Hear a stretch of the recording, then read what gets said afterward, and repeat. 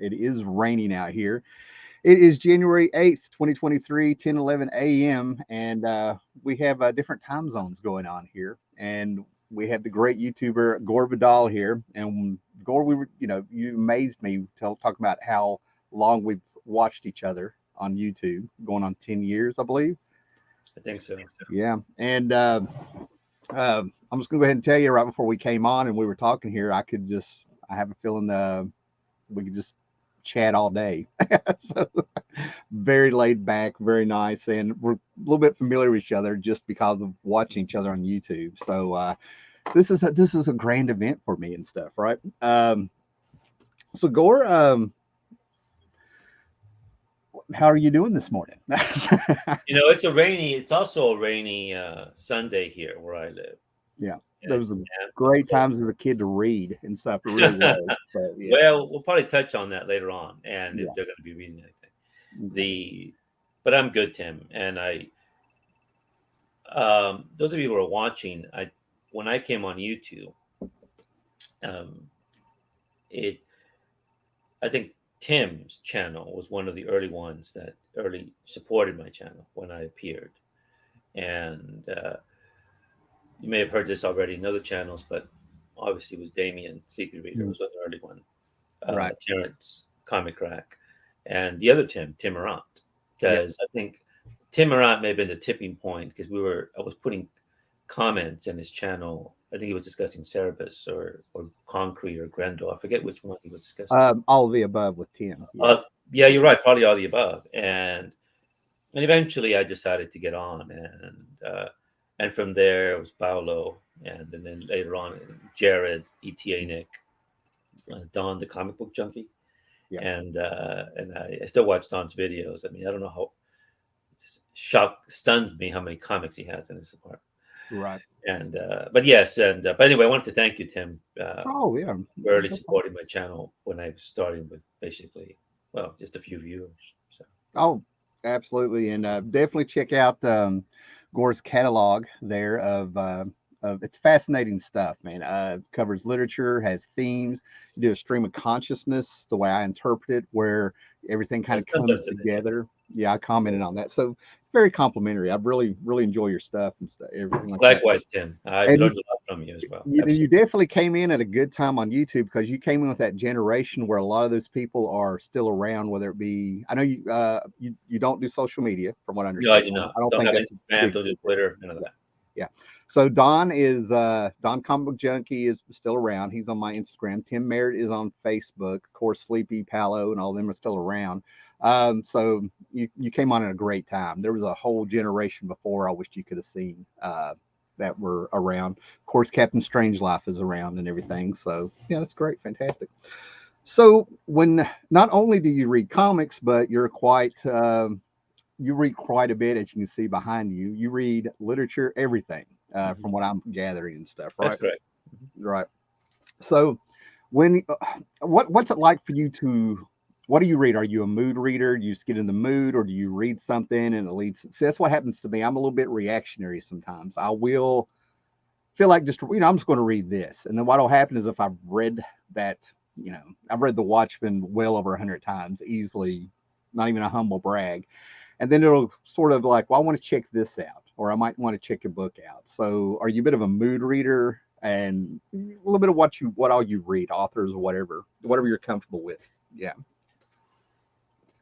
Yes. Simple. Yes. Yes. And one of the benefits when I was at university was that I was not an English major. I was a government major. So I read what I wanted to read. But I was friends with the English majors, the philosophy majors. And and they kept asking me, why don't you switch majors? Because you seem to like stories. And I said, why would I study anything that I like? I mean, reading statutes, the Constitution, laws, stuff which is rather very dry, right? Hmm. But it's left to interpretation. I'm not going to spend 2 hours reading these things or 3 hours reading these things. But if you give me a novel or a story that I want to read, because basically a mood reader, I want to read this. And that's how basically it started. And I had already Okay, so I'll touch on this later, but I was moving away from comics, Mm-hmm.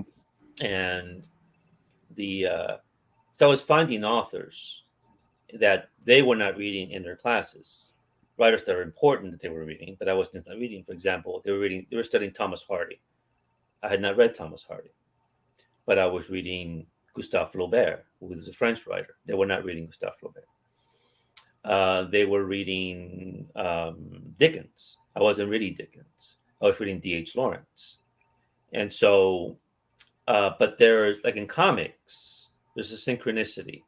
If you know Balzac, you know Dickens. If you know Dickens, you know Tolstoy. You know Tolstoy, you know Dumas. And again, so this has worked out quite well. And so that mood reading was basically like comics, because it all started with comic books as a kid. Yeah. And well, actually more the visual thing, because I thought I was attracted to the art, and from there, the printed word emerged. Great. Well, maybe I'll bounce off there a little bit on stuff like that, but I had the same experience when I started reading. One of the first books I tried to read, I've said it a dozen times. I was a kid, uncle, step uncle, comic books, magazines, Conan, pulps, everywhere was there. My stepdad was 17 when I was born. I'm not sure. My brother was very young, so we sort of ended up kind of growing up together, if that makes sense, where they were so young.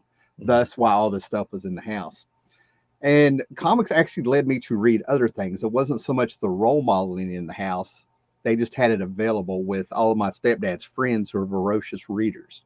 These guys, it's like that 70s show, just stick a little blonde haired kid in the middle of it. And so the stepdad and I didn't really, as long as I was reading, I was out of his hair. It was his friends who ended up spending time with me. His friends taught me how to play backgammon, chess. By the time I was 7, 10 years old, we had arcades, and one of his friends who I'm still in touch with now taught me how to play shoot pool when I was 10, got me into Dungeons and Dragons with his group and things like that. But one of the things I started noticing with having all this stuff available is like the Great Gatsby. We know about, he would look over the lake and see the light. You follow me? If you know Gatsby. Well, Grant Morrison did that in Animal Man.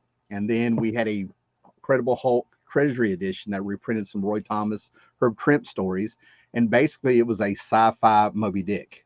Hulk was not Ishmael, but he was on the boat. You know what I mean? Out in space with the captain, who was a half cyborg, because this energy creature had destroyed half his body, and this was his Moby Dick. He was taking everybody out there. A little on the nose, because they actually had a ship with oars and things like that. So when I would try to read this stuff that was around, like when I read Elric, what happened is where I was so young and I was trying, I understood the Ruby Throne, I understood this and that. But to me, I thought it was about pirates. That's how I interpreted it. I thought it was about pirates. There were so many boats. I waited on the dragons, and I just kind of went from there. So with a lot of my reading, what would happen is they would be in community colleges and colleges. So I would have their books that you would buy with literature that would be full of short stories by different authors. So there's a little bit of an era there where I don't know the authors. I remember the stories. And I always was sort of liking the stories that were a bit autobiographical. Yes. And I'll give you an example, then I'll shut up here a little bit. But basically, there was like this Thomas Wolfe. Loved Thomas Wolfe. Actually, Can't Go Home Again. Yes. Look Homeward Angel, A Story of a Buried Life. I read that probably. It was re-released sometime in the 2000s. I got to read that. And then there's these two stories that a lot of my reading ended up, I thought was about. This was thanks to you bringing this up. A lot of my reading wasn't so much about me trying to understand faith, religion, and dogma. It actually was Stoicism. And I want to thank you for that, because I completely forgot that I deep dived into Stoicism for a while. But I would read things like stories of like, they were just remembering the first time they were with their dad in a truck at night, driving on newly dropped snow, breaking that snow. And then going to church and seeing all these people in probably a Pentecostal church or something like that, finding Jesus. But as a kid, the author never found Jesus and he flipped out. I've lived that a little bit. No, I understand that quite well. So that's what comics did for me, I guess, and to get in my reading. And then, of course, I was drawn to certain stories, and apparently I get into a lot of the uh, Stoicism, a lot of the autobiographical stuff. And then I also like and I'll get into it later, but I also like the stuff that it's sort of a warning in an underdog story.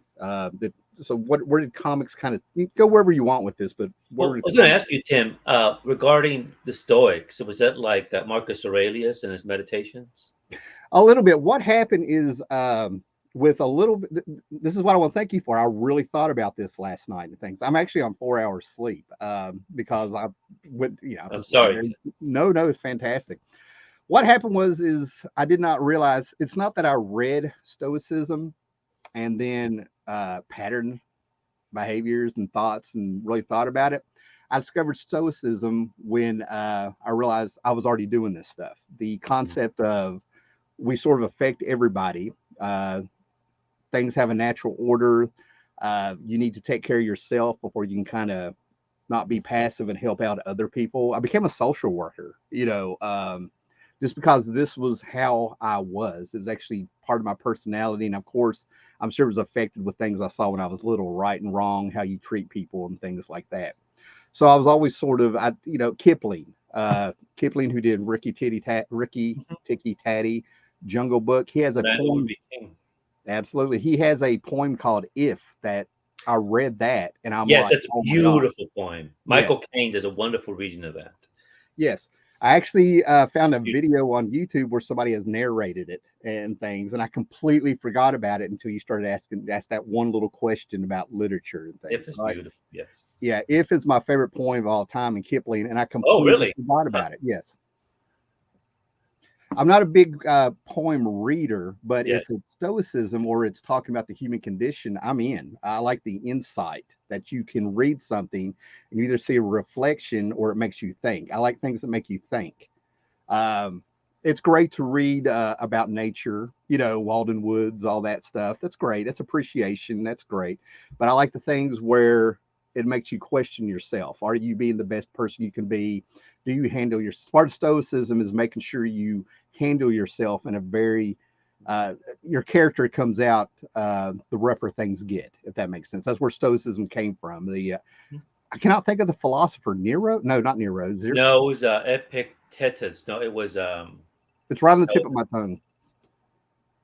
I know Marcus Aurelius, but there was a philosopher.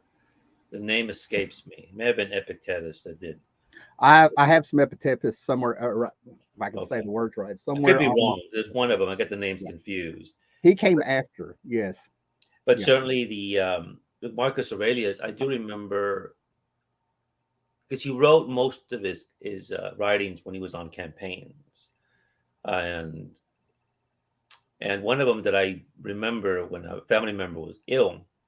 It was a long time ago, and I I'll was at just. the hospital, and I had Oh, I'm just showing the the Jungle Book Jungle to Book, people. Yeah. and I had Marcus Aurelius's writings, and I do remember where he is talking about a man who's wounded, Mhm.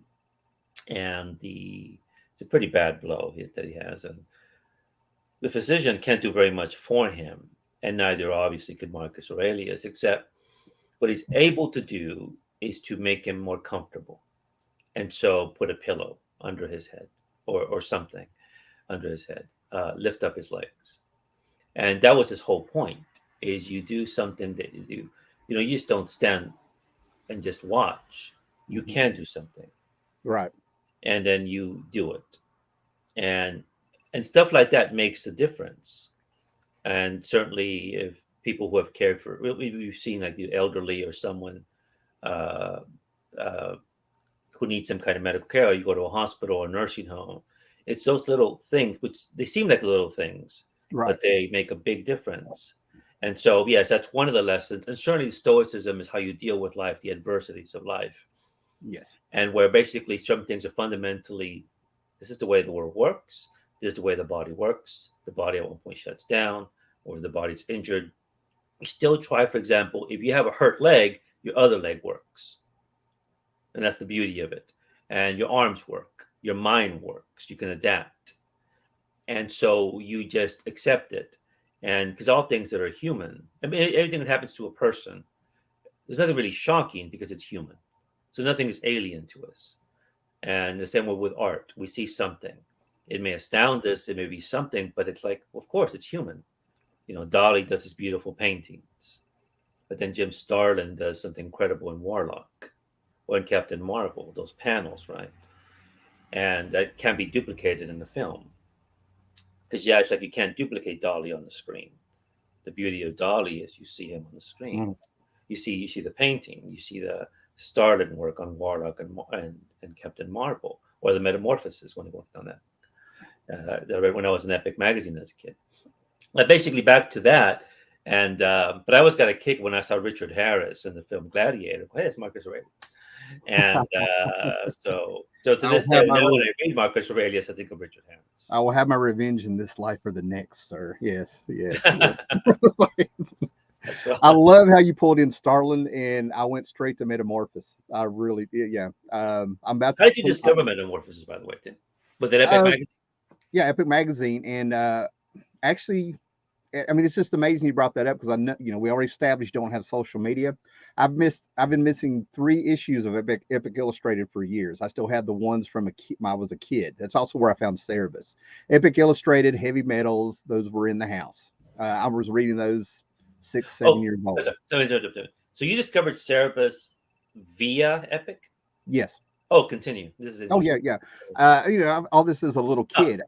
My comic book is a journey. I would read these things. It would be sort of bookmark itself in my head, and then I would put it together. I'm like, hey, that's the character from, and then that's where I figured out that Epic Illustrated was creator owned. I mean, this is why I love comics.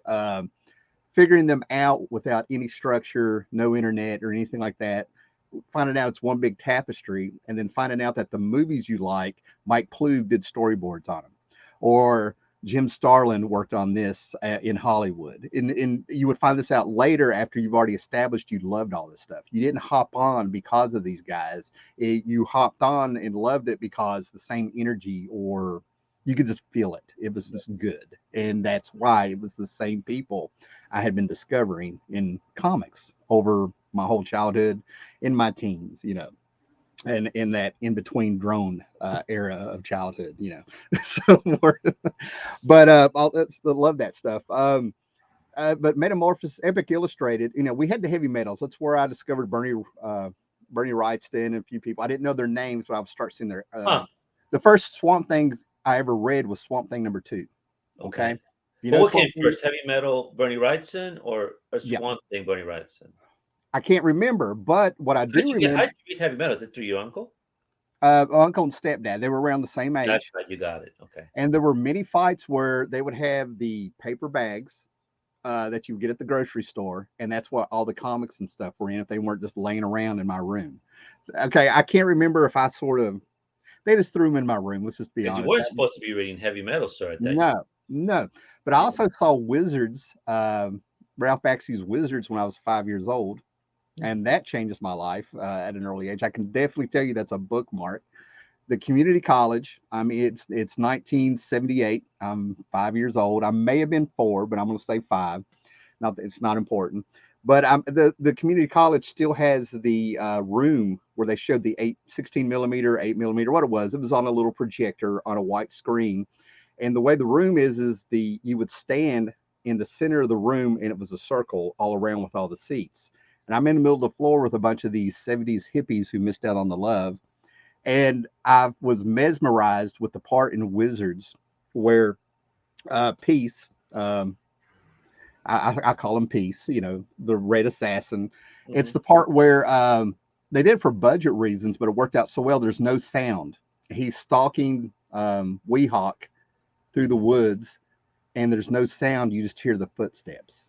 Hmm. And then Weehawk jumps out.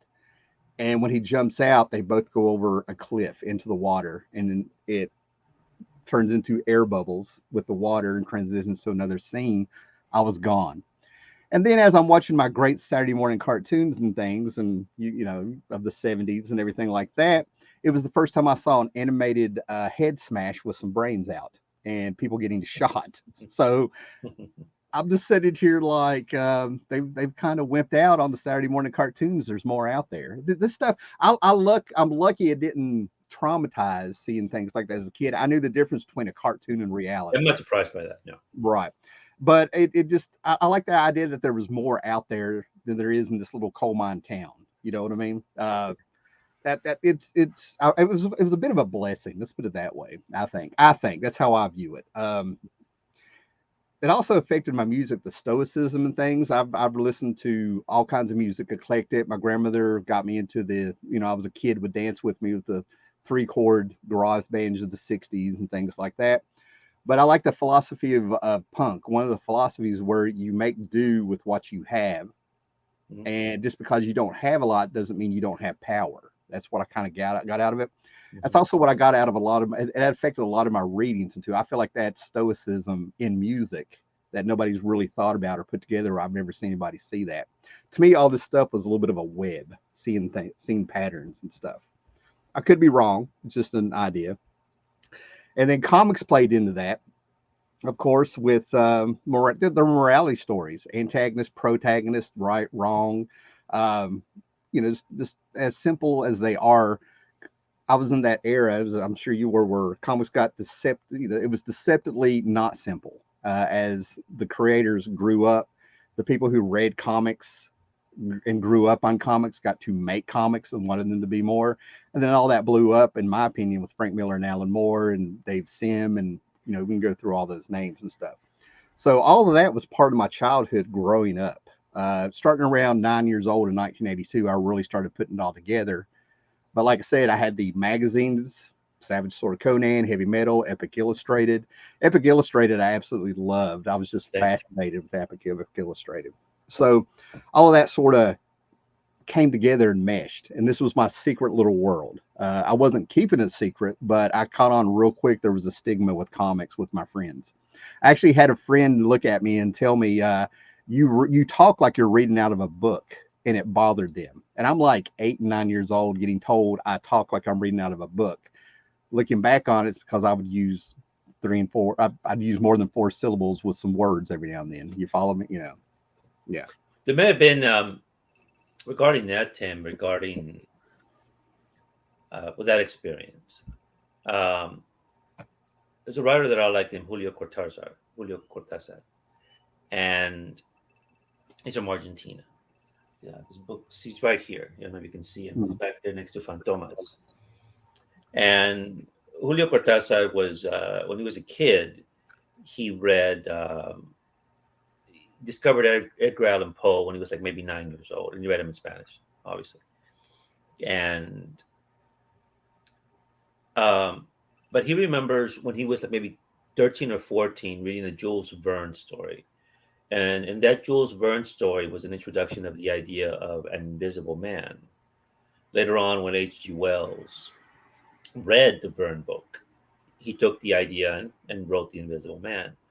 But my point is that what Julio Cortázar was so enchanted by this idea, he loved the story by Verne. He gave it to a classmate, another kid like him, expecting that kid to be as memorized, as enchanted as he was. His friend gave it right back to him. Now, in Spanish, the way Julio Cortázar said, the friend said, I don't like this because it's el fantástico. It's the element of the fantastic. But I think what would have happened here with us would have been what's growing up with stuff that I would read is my peers would say that's weird. It's too weird. That comic is too, or that story is too. It's just that. And Julio Cortázar couldn't believe it. He just could not believe it. But that was his experience in Argentina at the time, Buenos Aires, and eventually his stories became, um, due to the political nature in Argentina, he went to Paris and he lived in Paris for most of his life. But yes, basically the stories that we read is from that era. And you mentioned heavy metal and epic, right? I mean, I don't know how many of your peers probably read epic. How many of your peers probably read? When I mean peers, you're little kids. All right.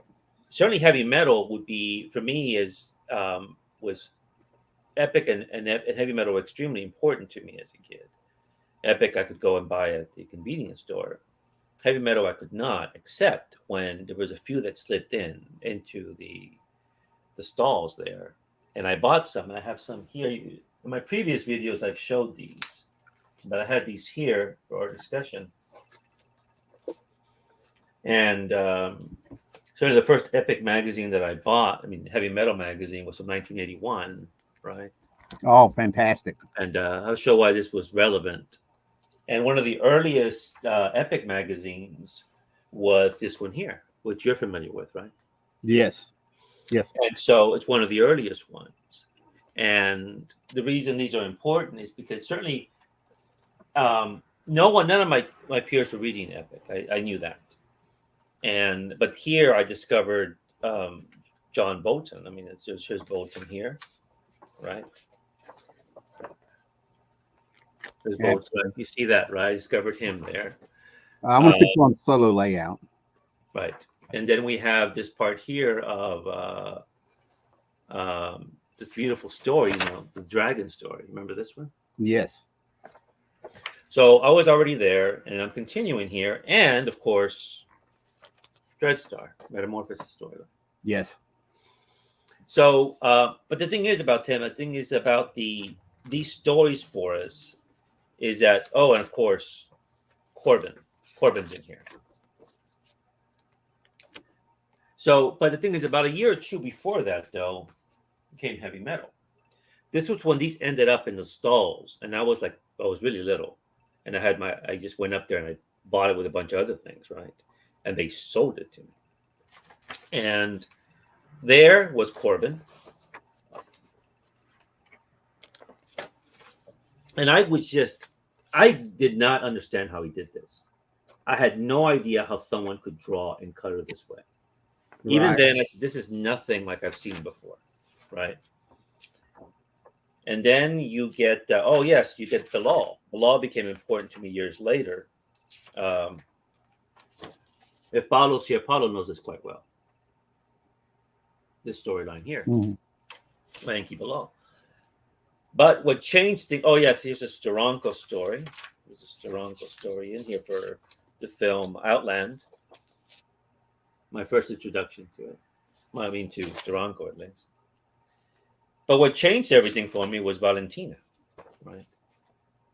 This was my introduction to Valentina. Oh, okay. Now, yes, I was a kid. I see a naked girl, and I'm going to like it. But this is a very unusual story. You have this naked woman talking to this astronaut. And then you have this, I don't know what she is, this woman here. And then it becomes even more curious when she's dreaming this story, she's like a female Little Nemo before I knew who Little Nemo was. And she's got a son. And she goes to her son. And she holds her son. And then it ends. So instead of being shocked by any of this, I was enchanted by all this. And this was even before I started to buy regular comics, really. I mean, not the regular comics, but the Marvel and DC comics. This is right before Legion of Superheroes, right before the Teen Titans, right before the X-Men, right before Daredevil. And comics that I like as equally as I like this. But this already planted a seed in my mind of comics can be more than superheroes. Some people come to the superhero genre and then they discover this. For me, it was the reverse. This came first. And then I was buying the eerie magazines, the creepy magazines, and they have little stories in there. But the dynamics of this fascinated me, right? To no end. So by the time, that's why by 1982, 83, I don't know what prompted this, Tim, but I remember ordering a catalog from Bud Plant and from Mile High. Well, I got my family to order it for me. And because I had seen, I know Comic Scene, the magazine, I would see it. Much of it was over my head. I couldn't read some of that stuff. But when I opened Comic Scene, what did I see? I saw Judge Dredd. But it was the drawings that did it for me, right? Right. And then when I got the catalogs from Bud Plant, what did I see there? I see this blonde-haired character and the spaceship, Captain Victory. I see a man that looks like I've seen somewhere before in Epic magazine. It's not Starbucks, but it's a Chaikin work, American flag. So basically, I order these issues as they're coming out. I was mowing lawns. I don't know what I was doing. We had no money, Tim. Right. We had no money, so I don't know how I convinced my family to do this. But those early comics, it was American Flag, it was Captain Victory, it was John Sable Freelance, the first issues. Asha, which was a British comic about this woman out living in the jungle, and she's, you can just walking around just without any bra. And what else did I get at that time? Because I lived in a small town that didn't have a comic shop. That's the other thing. Right. So anyway, I get these comics in, right? And suddenly, this is like, wow. Mm-hmm. And that's when I started to read Legion of Superheroes. I was reading Detective, reading Batman, going to the convenience stores and picking these up. But I couldn't share some of these comics with my peers because I remember a fellow comic reader one day, he was discussing with other kids Daredevil, and he said this word. He says, "Elektra is such a slut," and I couldn't understand why he said that. But that was so I said, so basically, and since I already had these heavy metal magazines, there was no way I was going to tell them how to read them. And so the stigma for me was of the forbidden comics, the forbidden books. Mm-hmm. This is acceptable. This is not acceptable. Obviously, as a child, I should not have been reading heavy metal magazine. Mm-hmm. But that's a different argument. Okay, I could throw an Epic. Why shouldn't I be reading that? Well, that's considered, back to Julio Cortázar, that's considered strange, art, fantastic, or whatever. And but the thing is, no, the medium could be much more. I mean, in retrospect, that's what I guess I was thinking. But I was appreciating these things. I was not put off by them. But some of my peers would have been just completely put off by this. Right. And on the forbidden part, first of all, it was very frustrating for me to see these ads in the comics that were on the spinner rack where you get them at the grocery store and all these things. Of course, Comic Code approved and all that stuff, right? Yeah. So it was very frustrating to see these ads for the alternative comics. And then I knew right away that this stuff was forbidden, as you're saying, right? The Epic and everything. But I wanted to see it because to me, this was like, I don't know, this was people being more honest. I didn't have the words, but I had the feeling that this is more real. This is more expressive. This is more what they're wanting to do. The Epic magazine, I'll show you here. Yeah. This ends up being, this is in 1985. This is probably right. This is the one that I had to replace because something about this, and I'm glad we talked about Von Bode and a little bit of Wizards there, right? But this was the magazine. I was 12. Crisis on Infinite Earth was going on. Kirby characters were being drawn by George Perez. Okay. And then there was, and that has to do with another Kirby character being drawn fantastically. This is where I finally actually became a John Byrne fan with this one. Okay, so this one just clicked with me at 12. It makes me more aware of what I was reading when I was 7, the same magazine. Okay. And then all of a sudden I'm 12 years old and I'm reading this. We had the Last Galactus story. Yeah. And I knew right away that this was going to be special because where this isn't like the Conan, this was going to be special because Byrne can take some liberties in story that you couldn't do in the Fantastic Four. Is this even in the Marvel universe at the time? Marvel was famous for the continuity. So to me, it had higher stakes. The stories felt like they had higher stakes and they could be a little bit more elevated. You know what I mean? Like they could probably take some liberties for adults at the time, right? And then all of a sudden we have Cobalt 60 revisiting the Von Bode stuff. And of course, I knew this was tied to Wizards that I was still watching on VHS and things every now and then when it came in. Were your Uh, friends reading Epic, Tim? mhm. Were your friends reading Epic? No, no. Basically, I met one other person that read comics. The stepdad and uncle, we didn't talk comics. They were Commandy fans.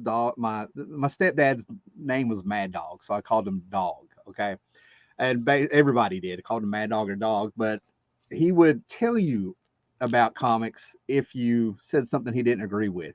If he thought you were slamming Doctor Doom, he would inform you that Doctor Doom even made Spider-Man go, "Oh shit," when he showed up. This was okay. He had Doctor Doom mug that I have no idea where he got and all this stuff. So he was in. He was a fan of Kirby. He was a big fan of Doctor Doom.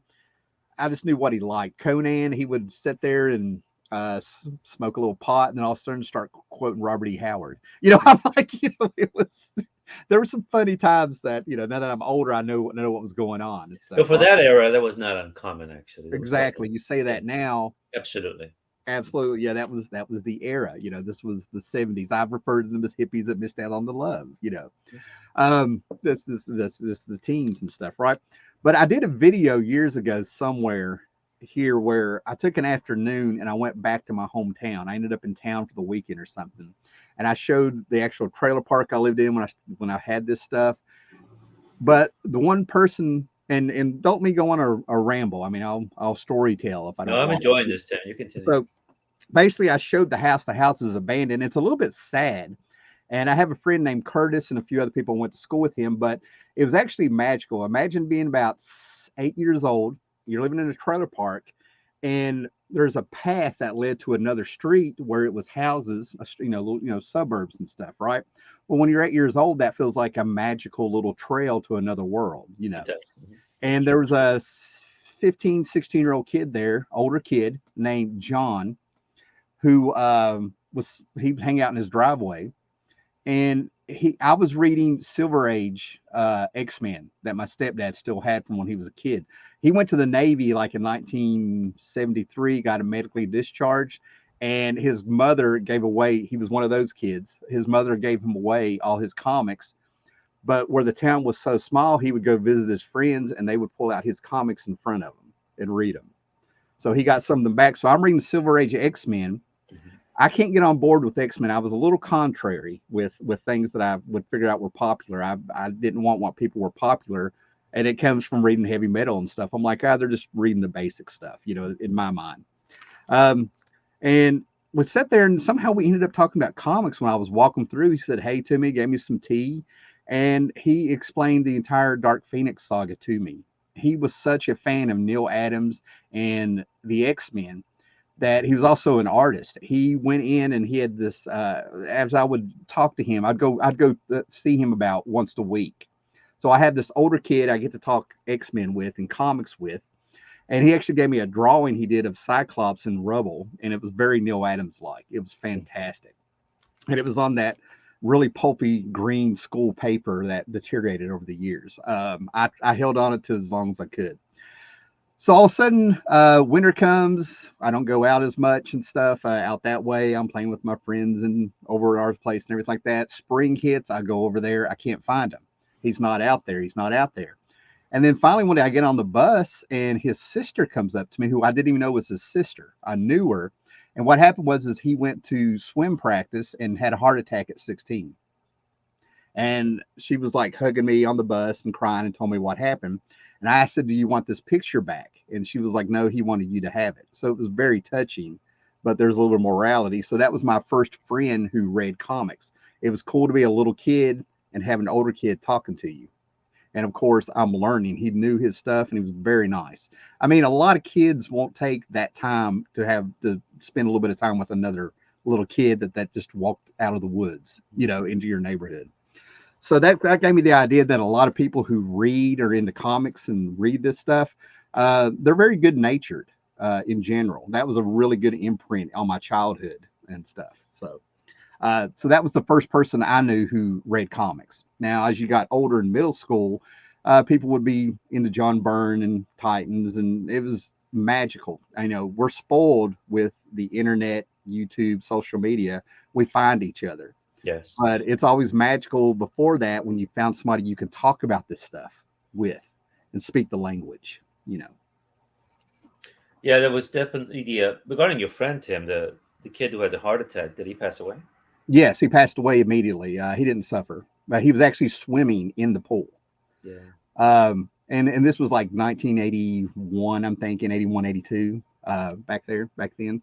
The Dark Phoenix saga had finished, but see, I can use the comic book as a reference to what the era was. I can get on and see when that book actually came out. But the Dark Phoenix saga was over, but it was still fresh in people's minds. So, Okay.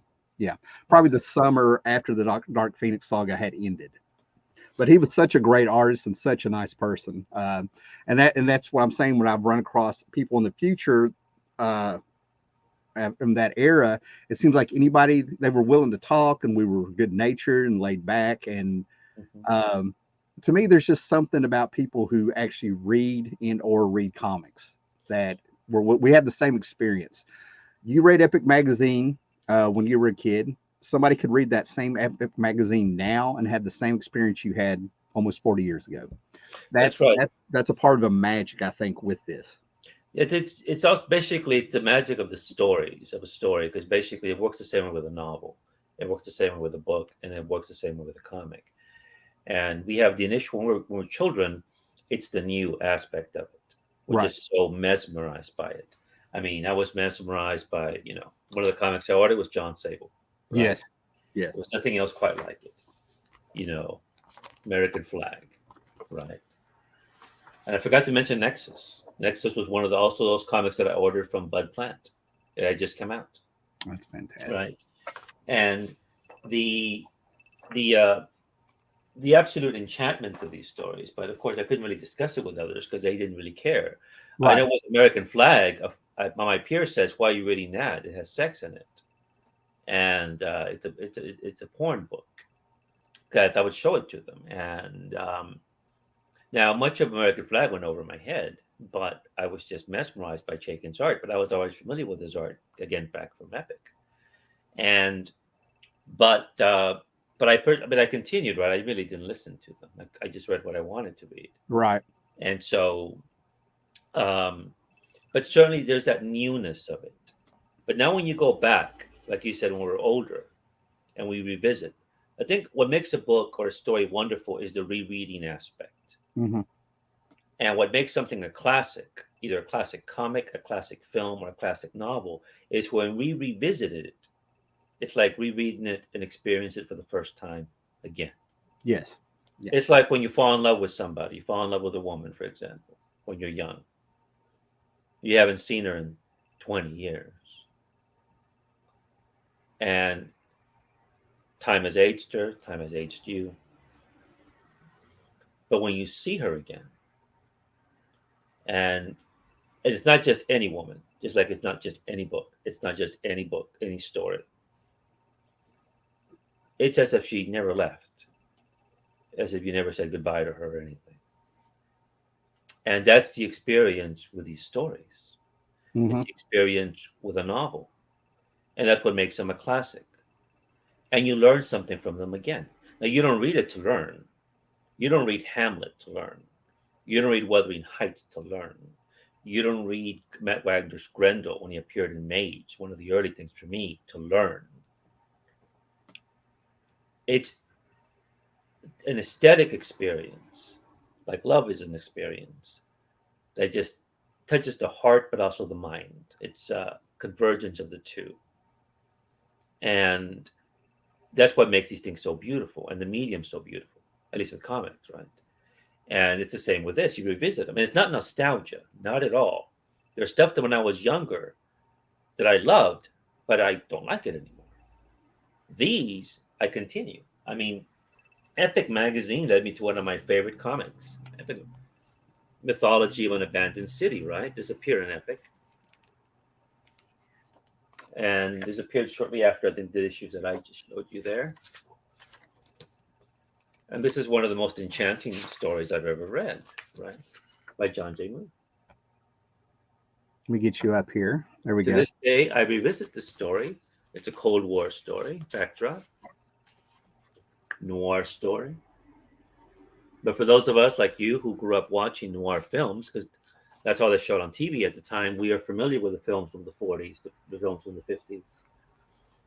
We are Cold War kids. We grew up with the Cold War, the end of the war. We're familiar with the Berlin Wall, what that meant for people who were on the other side.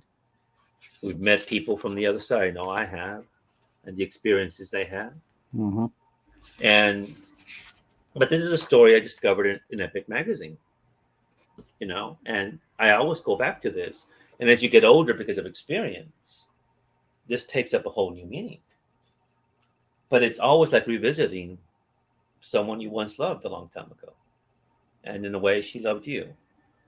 And That because is so well said. Yes. Yeah. I'm processing what you're saying. I mean, continue. Yeah. Oh man. I've often said the love aspect of it's almost like wanting to experience the new love sometimes when you were younger and you had a more romanticized view of love. I've often said how much I would love to be able to go back and read Watchmen, Dark Knight, I'm sure some other stuff for the first time. You know, it's one thing not to read something for so long it's new again. It's another thing where you as you read it, you start reminiscing and remembering, or see a subtext that wasn't there, or start connecting the dots. It's almost like when you get towards the end of solving the mystery, you find out trying to the chase was better than the catch. There you go. that's right. Yeah, Exactly. The yeah, anticipation also, when you remember this, Tim, you're going to the convenience store, you're hmm going to the comic shop. It's that hour and a half of anticipation of what you're going to find. hmm And when you get there, there's the new legion of superheroes. What's going to happen with the Omen? What's going to happen with the Prophet? You already have the image of Keith Giffen's artwork. What's he going to yep, do now? yep. I saw a picture. Superman is holding Kara in his arms. No, no, no, no. Is she going to die? And then when you see that beautiful page and you have the history of Kara in your head, how she at one point fought Darkseid with the Justice League, hmm took on in Darkseid, like she takes on the Anti-Monitor. At this time, though, at a price, right? It's the anticipation of these stories, and then they linger on over the decades. They stay with you. Um, like for me, it's Wuthering Heights. Wuthering Heights, in novel wise, is one of the novels that got me into reading books, as was Hamlet. I read at the same time. And you have Heathcliff and Catherine, and Heathcliff is basically not a nice character at all, but he's fascinating, and you see why he's angry, and you see why he sends a sense of injustice, even though maybe unfounded, or maybe it is founded. I don't know, but that's the point. I mean, when you see comic characters, again back to Grendel or Cerebus, for example, Cerebus Right. just wants money, Cerebus just wants power, but his Achilles heel is Jaka. Jaka, and all you can say about Dave Sim is you just focus on Jaka. hmm That character, when she appears as a dancer, when she reappears to return his sword, and he thinks she's just there because she wants something, and he keeps chastising, you're here for money, you're here for this, you're here for that, and she doesn't answer. He's cruel, he's vicious to her. And as she's leaving, she gives him a bundle, and she disappears, and he opens it, and it's his sword that he lost. She put up all her money, whatever savings she had, to get this for him. And she walks out of his life until she reappears again. And when she reappears again, he's in a position of power. I think he's a prime minister at this point. And she's warning him, you can't trust Astoria. Your life is in danger. Since Jaka comes from the upper classes, she says, basically, I know what's going to happen to you. You might die. Come with me. He refuses her. She leaves. When he becomes the Pope, the ascendancy, he goes from the profane to the sacred, right? Mm. And he has, I remember, Bear go and get her. I heard she's a tavern dancer somewhere. Comes back. but she's married. And Cerebus says, I'm the Pope. I could basically annul this marriage. She just looks at it. And finally, for that moment, he says, forget it. He puts on his little vest. He gets back his little necklace that he wears. He gets a sword. I'm going to go with you. She goes, I can't. Why? I'm married.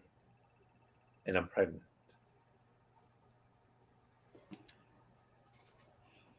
And she leaves again. And so then we go through Jaka's story, right? Mm-hmm. We go through the Melmoth story, which is really a story about death. Jaka's about love. He comes back to the tavern after she's been arrested and taken away. And he sits there like in a catatonic state outside the tavern, holding her doll. Remember that? Yes. And for all he knows, she might be dead. He probably thinking she's dead. And then this little girl shows up. It looks just like Jaka as a child. But she works there. And then this little girl begins to talk about a love that she had. And how when this man looked at her, even though they had difficulties, but as she remembered how he smiled at her, it brought everything back.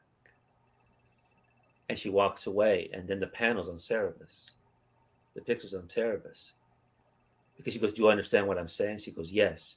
And that final page is you see huge drawing of Jaka. You know, and it's stuff like that in the sense that when you experience it, and then over the decades you revisit it, you see the brilliance of Dave Sim. Yes. You see the brilliance of how he did this. Because some of this he did before Gerhardt, some of this post Gerhardt, but it doesn't matter. It's Dave Sim. And she comes across as an incredible character. The men do not come out well in this book. Hmm. And all these stories, they do not. Hmm. Not just Cerebus, but everyone else. And it's Jaka that in the end was like the moral center of this book. Right. And the way the men come across is very realistic about us, Tim. Our jealousies, our pettiness, the things we want. It was because of Rick at the not being in the visions that Cerebus saw when he died that he realized he was going to hell, which is the bounce off where you're going with this, which I found very interesting also. Go ahead. When you talk about Jaka, it goes back to Jaka again for me, but you're right, Tim, about that. Yeah, in Cerebus, Jaka is one of my favorite characters ever because it's actually based on a real person that Dave Sim was having an affair with right when he got married, who was an actual dancer. Mm-hmm. So to know the origins of this and to see how Dave Sim views her on the page, he made Jaka the most human character in there and the most normal. Everyone else is everybody else is a little. She is the normal character in this whole thing. Absolutely. And she's the thread that goes through there. Now, Dave Sim decided to do 300 issues, planned it out that it would take him 27 years. He knew when the book would end and do all of this stuff. And it's kind of funny. We need to step back for a minute and realize that this girl must have stayed in his mind all those years for him to carry Jaka throughout the book to keep Cerebus human, you know, as an anthropomorphic animal there. You know, in the fact that he ended up tackling things like the most human character got an abortion and then brought up some things in there with her. Yes. Continue talking to him as you're saying that. But there's an issue. Cerebus really caught my attention big time as a reader that made me a fan of it. There's an issue in the 50s, and there's a character named the Countess. And I always read into it that he didn't realize the Countess was in love with him because he loved Jaka. So even when Dave Sim was not talking about Jaka, her presence is there in Cerebus. I don't know any other book I can think of where a character has a presence in throughout a book like that. With Zhivago. Well, for me, I think when I did my video on Jaka years ago, it was Dr. Zhivago that did it with Lada. Okay.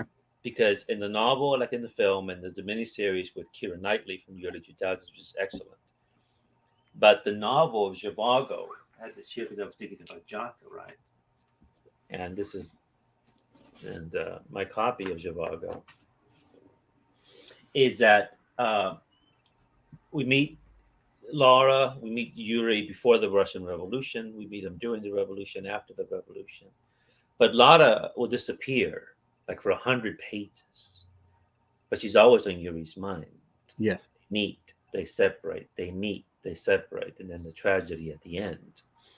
But one thing about Pasternak's story, Tim, is that when the book ends, because you probably remember from Zhivago, he was also a poet, the character, right? Is the book ends with these poems, but the poems are an epilogue of their whole history. Right.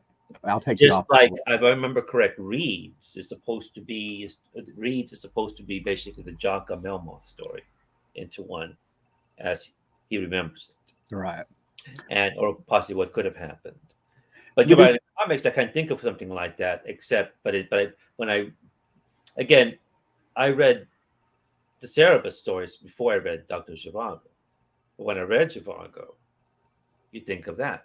Because I think that I see the both mediums. I think you and I are agreement on this is that is an equal medium to fiction. It's an equal medium to film. Mm-hmm.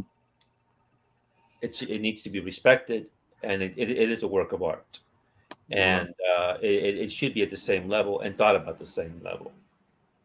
Irregardless of the value of the books, the movies, all that stuff has nothing to do with the value of these stories and the talent behind them, the skill behind them, and some the brilliance behind them, and possibly the genius behind them. Certainly, someone like Jack Kirby and everything he created out of that mind of his, being able to execute that. Yeah. That's fantastic. I'm going to jump off that. I mean, I'm going to do a few comments here because there's a question here for you. We'll answer there. I mean, it's a simple one. Yeah, I can't see the comments. I do that on purpose. This way I won't be distracted by the comments. Yeah. Comic Crack, we were talking earlier about, you said the forbidden the readings. Crack says that's the best time to read it. We were showing your Epic Illustrate. Paolo came in here, and he is still making comics. And Jonathan Suku, Gore has a YouTube channel. So what is it? It's Gore Vidal. Yes, Gore Vidal. Let's see. Paolo's right here with us. Nexus, Grimjack, Star Slayer, American Flag. Entry point for superhero fans is to get into indie comics. Those are the ones I got. I ordered. Star Slayer was another one I ordered and had bud plant stuff. American Flag has sex in it. So did Bergen's Passengers of the Wind, and it was the context for the story when I read it for the first time at 14. Anything that moves a story forward, that either has a subtext or something going on. Hey, nice. I don't know if she's ever watched my video. Do you know her? Yes, Celia is a great YouTuber. She lives in Norway, and great. Mainly she reviews books, but she also discusses comics, and she's extremely well read in books. And we do have a lot of similar interests when it comes to stories. Zhivago is one of them. And but yes, the forbidden books, in fact, they're forbidden, but even stuff that didn't have anything like that, go back to Julio Cortázar's story. His friend says, this is a story of the fantastic, or it's weird. I don't want this. I want your standard, whatever that may be. In a way, that's for us. It really is in many ways, the medium. And I think that's partly why Watchmen and books like that were so different, because I'm sure there was many people at the time. Well, I know there were. They wouldn't touch Watchmen, and they wouldn't touch any of that. And probably the most upsetting to me is they wouldn't touch this. I'm going to put you on solo layout for whatever you're getting there. Right. They would not go near this. Yeah. This one continues to be the most elusive book for readers. I mean, the people who read Daredevil and the comics. Mm-hmm. This baffled people then. It baffles people now. They will not read it. This is basically the example. This is just too weird for me. This is too bizarre. I don't understand it. And this is like I mentioned one of my videos. I had university. I had a poster similar to this because the background was black.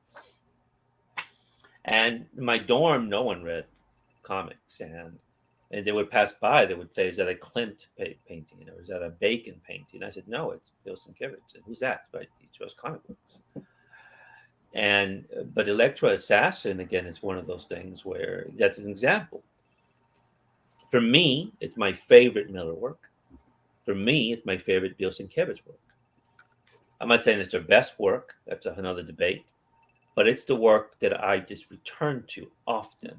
And every rereading, it goes back to that. So, very interesting you brought that up. If I took this camera, went upstairs, I've got a little short box of things I'm trying to get through that I've had for years. I can look at the artwork all day long through Electra Assassin, but Frank Miller is so to the 10th power being Frank Miller with his writing in that one. I get 3 or 4 pages in, I feel like I need to go take a shower. There's just that is brutal. And you're talking to a guy that loves martial law and Pat Mills and stuff. You know what I'm saying? Like, I mean, I should have. Different. He's never written anything like this before. No, nothing like this. No. And it is a rough read, and I get why it can baffle people, because I've actually had people tell me they don't read comics in general because they don't understand them, which I've tried to get them to, they just can't do it. I've tried to have the conversation. So when we get something that's elevated and people are being more expressive and whatever they're doing there, I don't know how to describe Electra Assassin to people unless they just see it. It is brutal. It just feels brutal while you're reading it. It feels like the artwork is attacking you. It's very visceral. I mean, am I on the right track here at least? That's true. So, I agree. And it is a little bit of a challenge to read, but there's nothing that I've seen in there that makes me want to turn away, which is why I keep trying to get in there. I just can't absorb the story the way I do other things, when I'm reading it. For me, when you were talking about the art form being respectful, exactly what a comic is, I've said this many times before. If you want, they used to pass out Jack Kirby pages on here's how you do a comic. This is what we're looking for. They would show them to everybody, try to make these Marvel comics feel like Kirby. Here's his artwork. Here's what we're going for. There's actually 2 books when it comes to 2 books at least that I feel like they actually absolutely capture everything you do in a comic that you can't do elsewhere. One is Joe Kubert's Tarzan from the early 70s. I wished I knew we were going to go that way. I would show you the page. But when I cannot remember the lady, when the gorilla that ends up adopting Tarzan, there's a page where you see how she just lost her baby. And it's real simplistic drawings that Joe Kubert did. It's very quiet, but he managed to draw one little line for a vine and one little dot to show that the baby was dying with a red panel. They understood the psychology and the way to use colors to affect us and things, right? And then when it comes to the execution of everything you can do in a comic you can't do anywhere in any other medium, Watchmen #2, where it's the comedian's funeral more or less, and everybody having their flashbacks to when they met him or the moment that he had an effect on them and things. There's so much packed into those. If you can forget the other 11 chapters of Watchmen and just read what you can do in a comic and read it that way, I think people kind of get, what you can do in comics and not. And of course, that was Alan Moore's goal, was to have a piece of work that you're supposed to sit down with and flip back and forth in it, because you can't do that in the other medium, really, to put things together. Yeah. So, yeah, I really, in the 90s, I really started looking at it as like an art form, of the 20th century. So that's why it really bothers me when I see things having the bar lowered on them, or people coming in who haven't really been taught or been aware of everything you can do in comics. Nobody's really, I like seeing the medium pushed. I like seeing people try to be expressive. Even with something like Electra Assassin, at least they're doing something different and pushing a boundary. They're being innovative, I feel like there's a lot of places comics can still go, but maybe one day we'll see something new. Something that'll blow everybody away. I'm being real careful here because I don't want to go down a certain path here. No, I understand, Tim. Yeah. I mean, with the comics, let's just say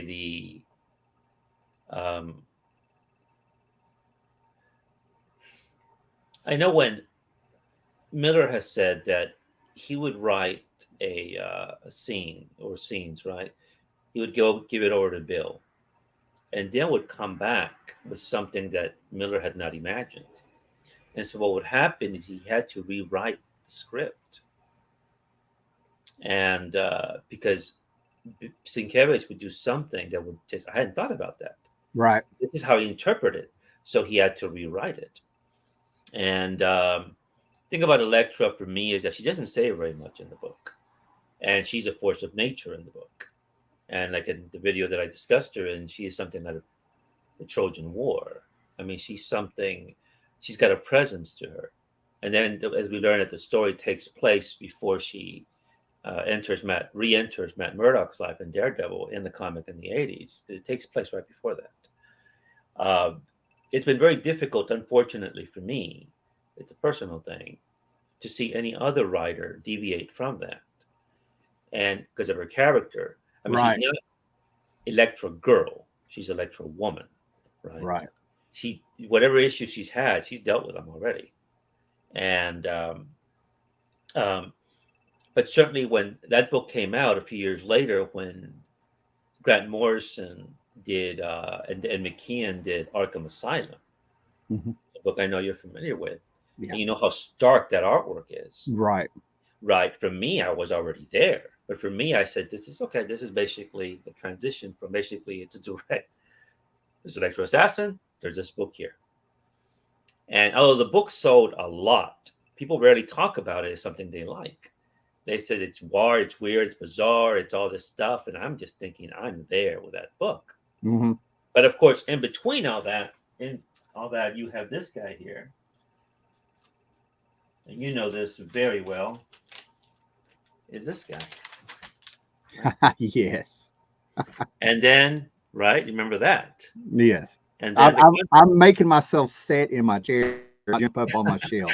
We're good. Yeah. and then the right, and then the controversy with that. Yes. Yes.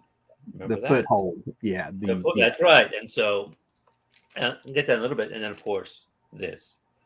My Yeah. point about Batman is this: when I have the killing joke here. They're gonna fall. This one up. There we go. Hope you don't get in trouble for this, Tim. This is my fault, not Tim's fault. We're If you're good. upset, don't get upset with Tim. Don't get upset with me. When I was a kid, I was reading Detective and Batman. Only one convenience store had them in the small town that I lived in. And so, as you know, they were in continue. You would buy one, it would continue into the other. The artist at the time was Don Newton, if I remember correctly, and it was through Newton and such I came across some old issues of Neil Adams, right? And basically, you saw where Don Newton very similar in style to Neil. And Right. that was the Batman that I liked. And I already seen the Tarzan books that Neil Adams had drawn. I like how he drew Tarzan. I like how he drew women, right? And there was certain majesty on the page with Neil Adams with Don Newton. And I think that you see that certainly in this book here, right? Where he follows Ra's al Ghul, but there's a final scene at the end which is actually just stunning for me. It's one of my favorite panels in comics, and I have you probably have this one too, right? The anthology that collects the treasury that collects Yes. much of these early stories. But it's those final pages, right? He's fighting Ra's. Yep. He's getting clobbered, but then Talia helps him. She gives him a kiss, but she gives him a way to help defeat him. And this panel here is one of my favorite in comics. Sorry, what's happening here? Oh, you're fine. Sorry, Tim. Trying to get this here. There we go. That scene there. Nice. The way he's holding her, how beautiful she looks, how beautiful he looks in a comic. So I know by Miller this is not his fault, but people say, he made the Batman dark or whatever. But we all know it's really Danny O'Neill. Right. and Neo. I would say dark, but just didn't make him as campy and funny, right? Um, and so by the time Dark Knight comes out, and by the time Year One comes out, books that I like a lot, right? And but it set the stage, for Killing Joke.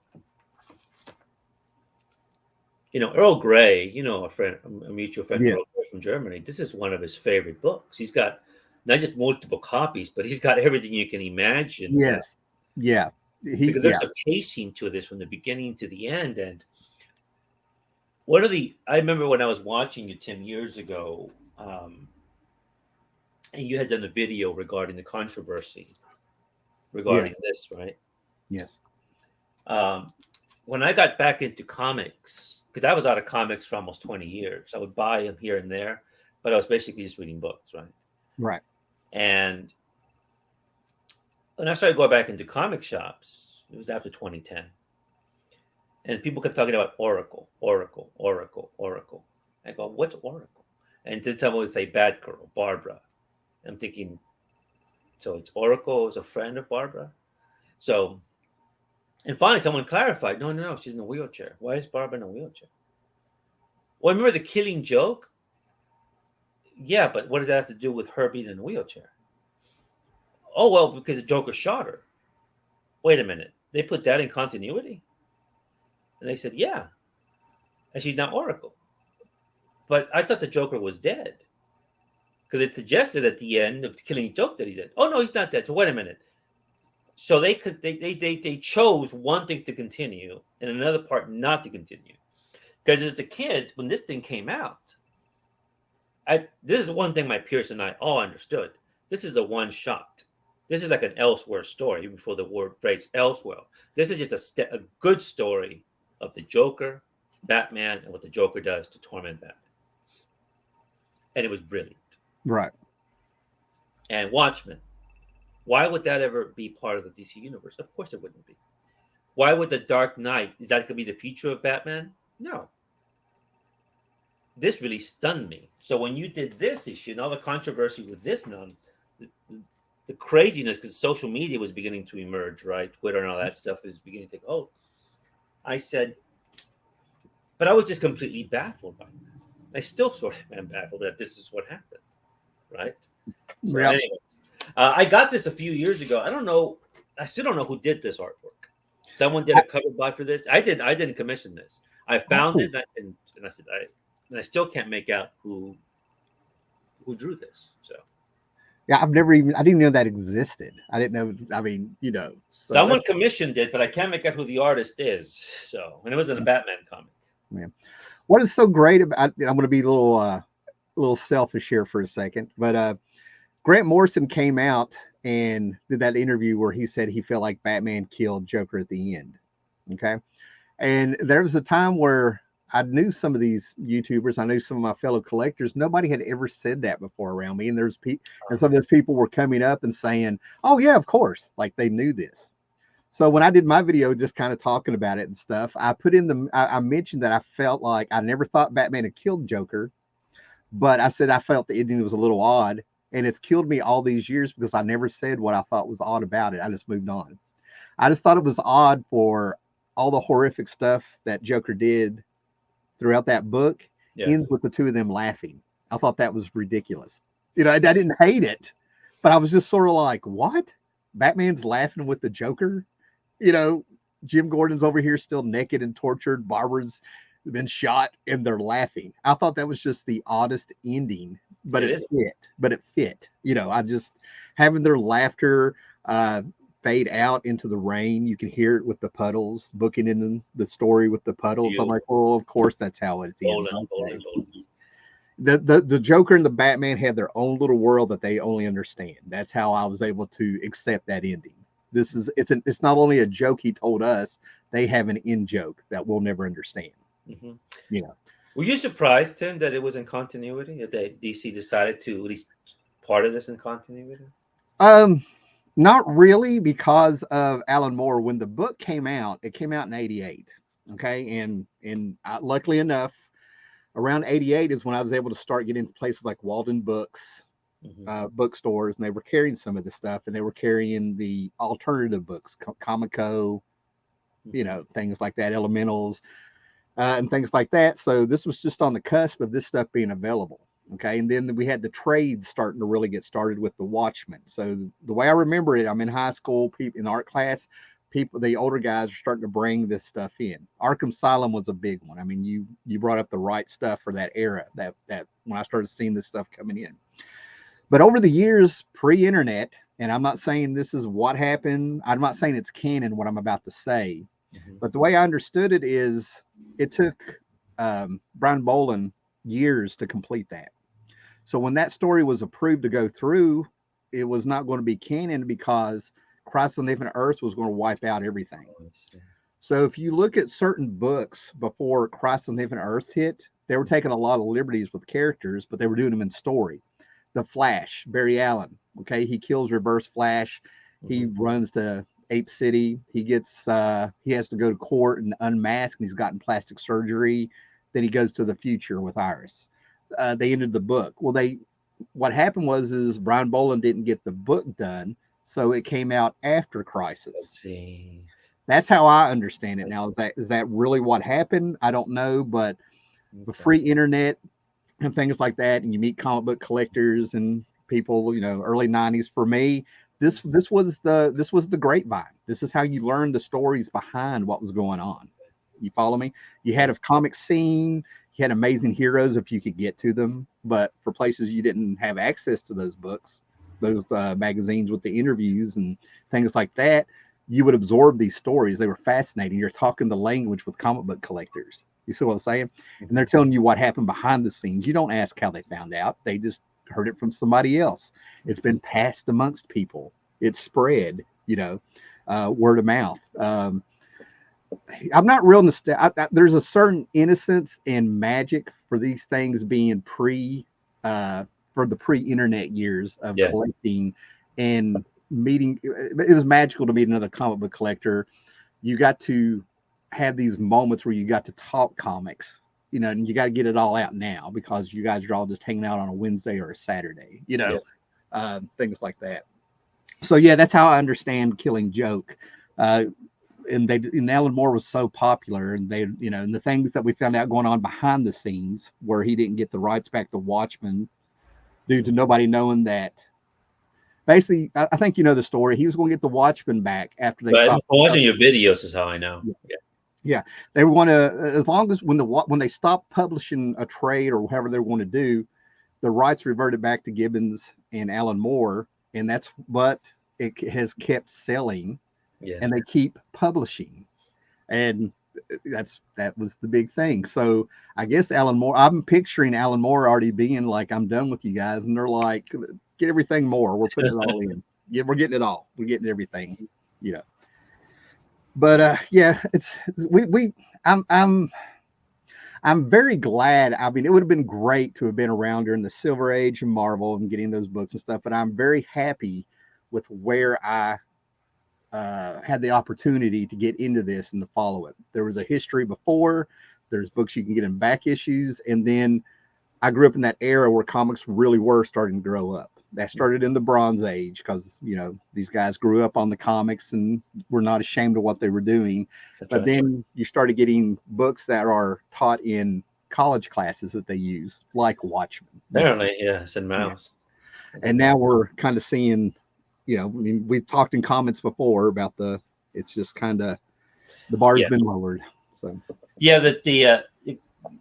I know in the past you made a video and discussion is the decline in comics, but I think if Paulo's still here, he would agree. It's the superhero comics. They're basically, because comics themselves are still rather strong, but it's the superhero comics, and who's reading the superhero comics? Right.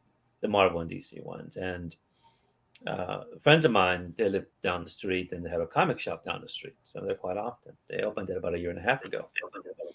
Their son is in high school. And the son grew up with comics because my friend, he's got a huge collection. He's always had a collection of mainstream stuff, Marvel and DC. But his son, he's really good at math, really good grades in math. Does not like the act of reading. Ah, period. Never has liked it at all. So he's got A's and everything, but he's struggling to even have a B in English. He's got honors classes, AP classes, and such because he hates it. But he's not alone, right? All his classmates. You would think all his classmates would come into the comic book shop. You rarely ever see young people at the comic shop. right. And if they're following a parent, and they look incredibly bored. They won't even look through they won't look through anything. They're on their phones though, and that's the main thing. They're on their phones. That's the entertainment. And so the issue of literacy, as we've discussed in the past, is probably one of the main things about these things that if you don't enjoy reading, and they have pictures, but even that is too much of a daunting task. Right. Doesn't matter. I mean, it's another argument as regarding what Marvel and DC are doing to attract new readers, right? But the point is, not even those readers are coming in. The old readers are not coming in. I mean, the new readers are not coming in. If any, it's a generational issue, and also the fact that reading for pleasure, at least where I'm around, is in serious decline. My professional friends, they Right. rarely ever read anything, even on the Kindles. It's not something that they do. They make an excuse, "Oh, I don't have time." That's not the reason, and they just do not get pleasure from it. Um, but again, that's a whole nother. It's a whole nother Right. conversation. Right. Well, you've discussed this on your video, on several of your videos over the years, Tim. So Well, I like hearing another voice, and it kind of it helps me reflect on what I'm saying and mixing in with what you're saying, and it's definitely a problem, in my opinion. And it's sometimes we just have to accept things we cannot control. I'm like that's yes, it is. I think it's the bottom line here. It is. We have graphic man here. Should have killed the Joker back in the 70s. Yes, the ending of Killer and Joke is not satisfactory.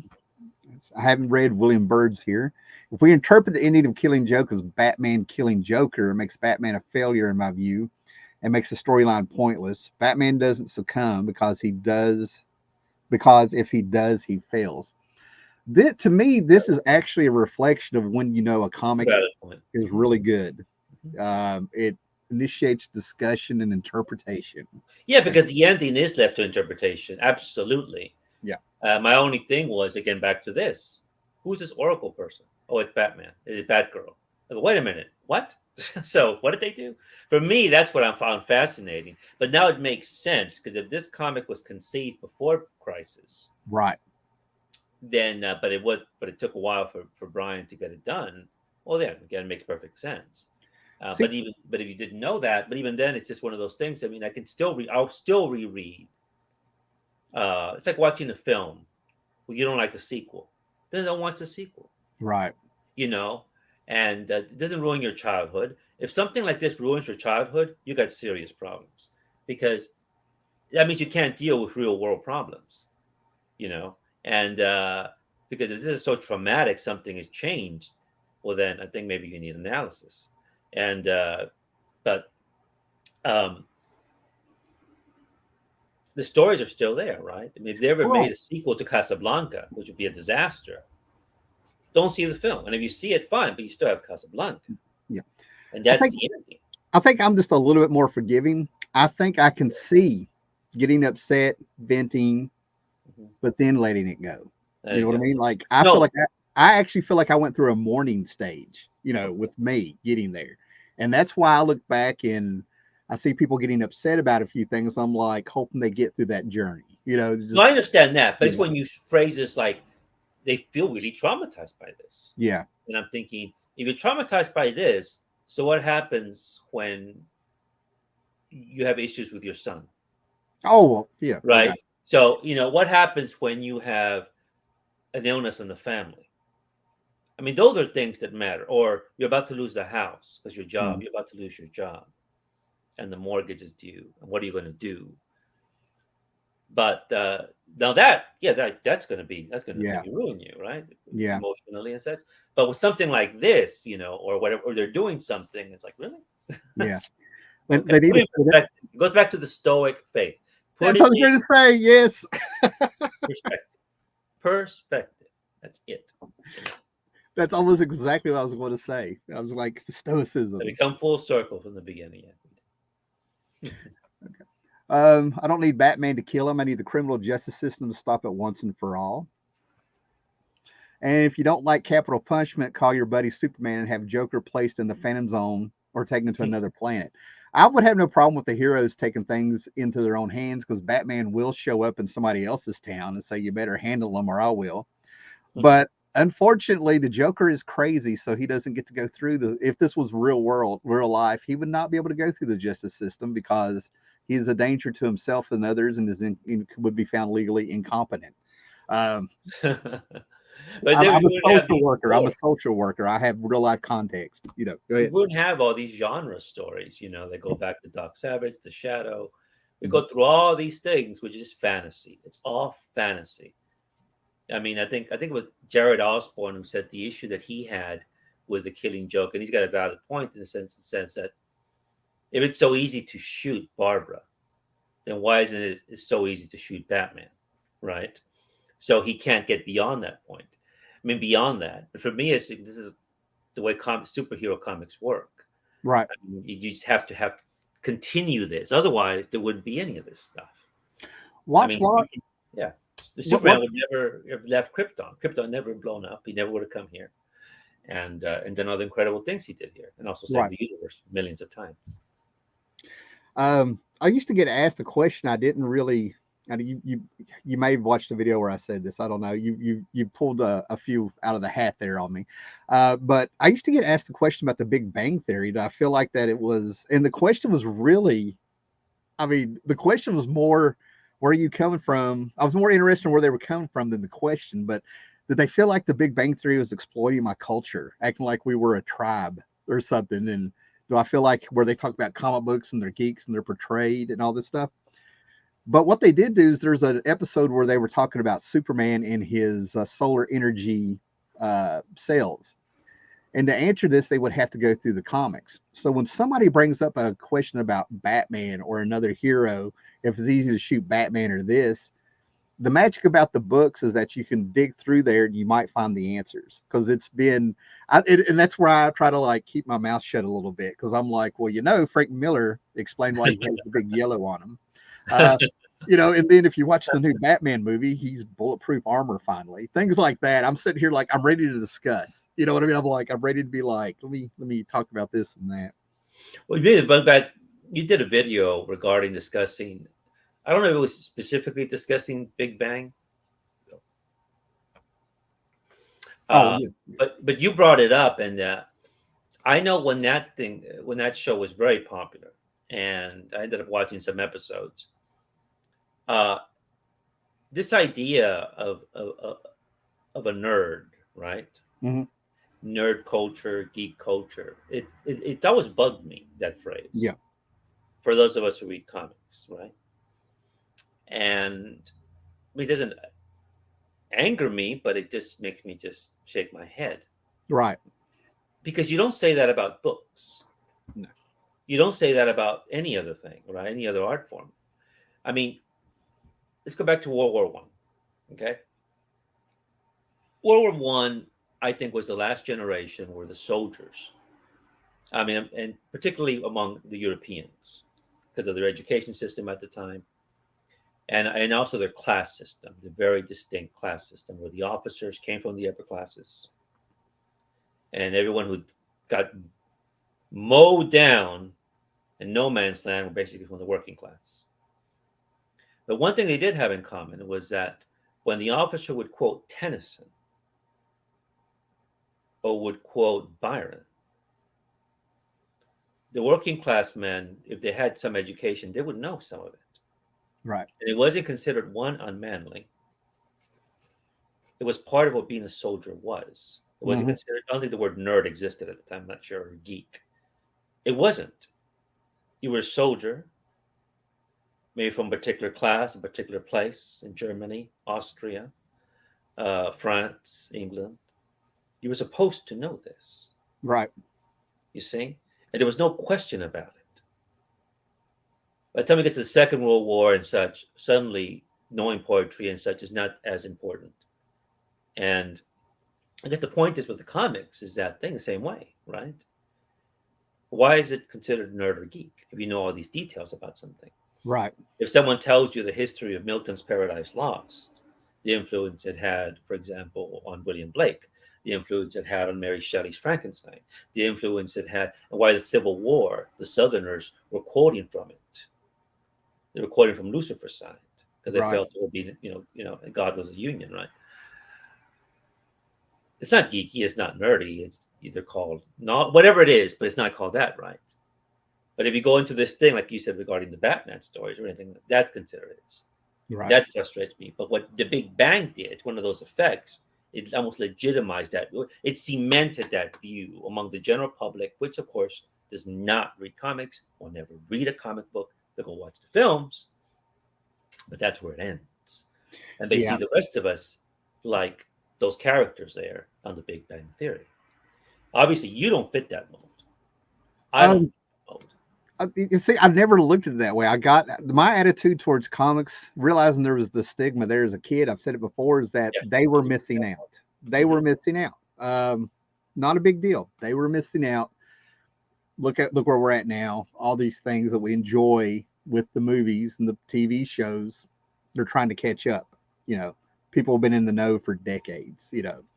I actually kind of prefer when it was more of a niche hobby, I guess. Seeing where we're at now. But I will never understand taking pride in the labels of geek and nerd when I come from that generation that those were emasculating. And that was the preface of trying to get you to fight back or to keep getting picked on. That is true. And that's the source of a lot of those words, at least for me. Also, like you said, it's exactly what you're saying. How can you read this stuff? People quote this stuff. You were talking about quoting poets and stuff in World War One and things like that. Then it kind of went away and people's views changed on it. How many times have you heard people say, "You won't like me when I'm angry. Don't make me angry." That's right. Okay, there are terms out of comics going back. At least I heard them in the 70s, and it's probably because of the TV show and the Fantastic Four cartoons. But people heard it's clobbering time. That you wouldn't like me when I'm angry. I'm Batman. I am the Knight. These things have come out of comics, and people are quoting them. I never put that together like what you're talking about. There is a parallel, Yet it's geek and nerd culture. Like I said, I just think it's a very insulting term considering where I know those words, what their purpose words when they came out. And yes, words sometimes can have power. You know what I mean? Like, it's not the word itself, it's what was going on around it when the word was exposed to you. It's one thing to take it back, depower it, but no, it makes people dismissive of some great stuff. That maybe I can just bottom line there before I go on a rant. Mm-hmm. I do know people who use the term, and that I know, and we don't get into discussions about it. And don't get me wrong, I don't disrespect people for them for using it. Absolutely not. But I just would like to think, why even use the terms? Right. You don't use the terms for anything else, except for collecting or something like that. But even then, why even use these terms? Right. You read this, and the stigma of all these things is basically it's lessened with the new generations. I think that's a good thing. But still, I mean, you shouldn't have to do that. And regarding the superhero films and such, that in a way, like the Big Bang Theory, the films themselves are not bad. I mean, I can't even watch one that's terrible. I mean, most of them I just don't find them that interesting. And if they never made them, I would be fine. Right. Because the medium itself is medium, right? And the films, unfortunately, because I remember when Deadpool came out, the first Deadpool, and I knew some friends and acquaintances who took their kids to go see Deadpool, and they would come out angry, and they would see me, and they would, "Why are you upset?" They used F words, they had sex. Well, it's a rated R film, I said. Right. And it's a Deadpool. Well, why is it like, well, the Deadpool comic is pretty outrageous. And they go, well, that's not the Avengers that we saw. That's not Captain America. And again, there's this view of the films. The exceptions have been maybe Logan, maybe the Heath Ledger Batman, the Joker film. And then some people are themselves thinking, wait a minute, because there's still that view that these comics are still for children Right. and for nerds. Yeah. You know, I don't remember that was Christopher Reeve's Superman, because that I think transcended the genre. It's a great film that happens to be based on a comic book. Right. You know, the Godfather is a great film. That it's one of those gangster films, but it's a great film because it transcends that. Apocalypse Now is a war film, but it transcends that, right? And it makes it a great movie on itself. The Shining, I think, it's a great horror film, but it transcends that, you see. And so it goes beyond that. And so for the superhero films, unfortunately, among the public, you get this situation in the way now it's a franchise, they're marketing everything. Because at this point, people are going to go see a Marvel film, a DC film, regardless. Because they've already programmed in them, you must go see it. You must go see it. And it's very successful. I mean, it's obeyed, but then you have to have a formula. Right. You break away from the formula, and the film cost $1 billion to make. You're not going to break away from that formula. So I'll be surprised how much liberties the directors and writers can take in the future for these films. I guess until the public just says, why do I want to see another movie that's basically like John Wick? They just fight, stop, fight, stop, fight, stop. I don't know. Yeah. Again, I had a little bit of a red herring with my journey with those movies. I was actually just talking to my friend on the phone, Anderson, who I referred to quite a bit. You know, we hang out in real life for probably since 2012, 11 years now. And we were, the Phase 4 movies did not do as well as the other ones, but they still had tons of people wanting to see them, But we were talking about how Iron Man, we were lucky to go see Iron Man when it popped up because that was magic. That was the first time you saw that was the first time you saw them doing things from the comic. He walked out of the cave in the gray armor. You know what I mean? Little things like that, like you couldn't believe you were seeing, and you were like, this is actually a little bit better than it should be and stuff, right? So there's some magic in those. And by the time they got to Infinity War, I feel like comics were validated just from my reaction to the movie and the things I saw. I remember your video. You were really excited. Yeah. You love those films. Yeah, I came straight in a dark room and did a straight video of I just got out, had about a 30-minute drive to process, and I got my thoughts out and stuff, right? Right or wrong, they were out and stuff, right? And that's pretty much where the magic went away. Like I enjoyed Endgame to finish it off, but to me, Endgame was the end with what they have been doing. So, yeah. To me, I'm all right with the Marvel movies because probably a little bit of ego, if I'm honest about it. I went and saw the Avengers 3 times, the first Avengers movie. First time I watched it online 5 days before it hit America. Then I watched it by myself in the theater, so I could just be by myself in the theater. And then the second time I was with, I can't remember, I was with 3 or 4 people, muggles, if you will, right? And in the middle of the movie, I remember her slowly turning to me and she went, is this what it's like to read a comic book? And I got to turn to her and say, every month, and then just watch the rest of the movie. So with my experience with the movies with the muggles and stuff, I thought we were going to get a little more validation. Little did I know we got the opposite. Yeah. Movies, comics, separate things. No, I still, because I don't have any children, but all my friends have kids, and many of them don't read comics, and they still see it as kids, and they still get this look on your face. I think you'll recognize it at whenever you try to the way you and I are discussing the comic. For them, it baffles them.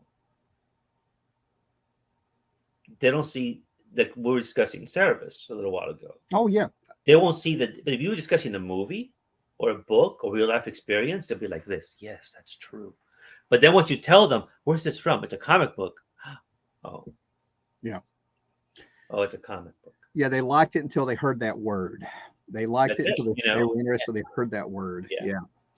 So, I really hate to do this because I'm enjoying this, and I really. No, we've gone for a while, Tim. Yeah. Yeah, I have enjoyed this. I hope you enjoyed it. I smiled through the whole thing. absolutely enjoyed this. This was fantastic, but I think we might have to wrap it up. And maybe we can do this a few other times, like we were talking beforehand. Maybe we can do this a little bit more in the future at some point. That would be nice, Tim. I would like that. Thank you. I'm going to go ahead and tell you the Cerebus talk really grabbed me. Your description of the book, of Jocko going through there, I just was like, I'm not going to be over dramatic or anything, but I was just sitting here like, yes. I was like, Beautiful we're story. talking. It really Yeah. is a beautiful story. Have you read the complete Cerebus? Yes. Okay, great. That's why I enjoy it. But the thing is, the literary part's important because there's a story about Fitzgerald, F. Scott Fitzgerald, Mm-hmm. and there's a story about Hemingway. Yeah. Now, writers that I didn't know when I was younger, now I know them quite well, and Gatsby very well. I know Jared's a big fan of Gatsby. In my rereading of the whole series, Yeah. I'm trying to read it, as much as I can. Going home is where I'm at. Something about My advice: don't read the extra stuff because what happens is you get sidetracked into his reading, his thinking. That's a whole different part. Oh, I've read it. I've already, yeah. I haven't, and this is a humble brag. I'll admit it because I'm so happy. I met Gerard at Heroes Con. Oh, yes. Yeah. Tim Merritt. Yeah. We'll do this when we get off here. Tim Merritt, that you, for you people who just came in, Tim Merritt was mentioned at the beginning of the show, old YouTuber. He sent me a bunch. I'm trying to get the 275 issues of Cerebus, and he sends me his extras that somebody sent him from Germany. It may have been Earl Grey for all I know. I don't know. Oh, from Germany. So when he sent them to me, I went through and around. It's a Mick and Keith story. I'm pretty sure around the 80s. There's one that's signed inside by Dave Sim. I get hold of Tim. I'm like, Tim, this is signed by Dave Sim. Do you want it back? No, you enjoy. Don't worry. Tim's very kind. Yeah. Yes. So I go to Heroes Con. There's Gerard with his wife. Excellent. I recommend everybody go see him. He's excellent. He actually got to take my first selfie with him. And he gives me a sticker that I have in the back of one of my books. And so probably the one he signed. He confirmed it was Dave Sim's signature. He signed underneath it and gave me a sticker as a reward for reading the whole series after just a few questions that weren't even grilling me. I'm like, yeah, it was a fantastic experience. So my first selfie was with him, and then his wife was like, well, I could have took the picture, So it's somewhere on Facebook. If I ever run across it, I'll email it to you because I think it's hilarious. Yeah. No, please do. Gerhard, a master art. I think he arrived in issue 65 or something like that. Right. So, all right. Well, we're going to call it a day because, well, I have things to do, and I can. No, thank you for indulging me, Tim. I enjoyed it very much. I enjoyed this thoroughly. Thank you, man. So, goodbye, everybody, and y'all have a great day. Thank you. Bye, everybody. Gore Vidal channel. Go check him out.